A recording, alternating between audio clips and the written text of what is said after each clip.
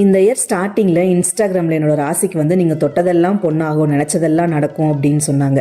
அது எவ்வளோ தூரம் உண்மைலாம் எனக்கு தெரியாது. ஆனால் இந்த இயர் ஸ்டார்டிங்லேருந்து நான் என்ன சாப்பிட நினச்சாலும் அதை நான் கேட்காமலே எனக்கு கிடைக்குது. கொடிக்கா சாப்பிட்ணுன்னு நினச்சிட்டே இருந்தேன். கரெக்டாக நெக்ஸ்ட் டே என் ஹஸ்பண்ட் வரும்போது வாங்கிட்டு வந்து அது வீடியோவுமே எடுத்துகிட்டு வந்திருக்காங்க. எங்கள் ஊர் சைடில் வந்து இது கொடிக்கான்னு சொல்லுவோம். உங்கள் ஊர் சைடில் அதோட பேர் என்ன அப்படின்னு சொல்லிட்டு மறக்காமல் கமெண்ட் பண்ணுங்கள்.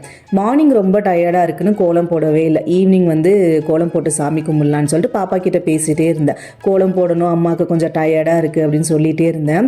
உடனே கடகடன்னு போயிட்டு வாசலெல்லாம் க்ளீன் பண்ணி தண்ணி தெளித்து கோலம் போட ஸ்டார்ட் பண்ணிட்டாங்க.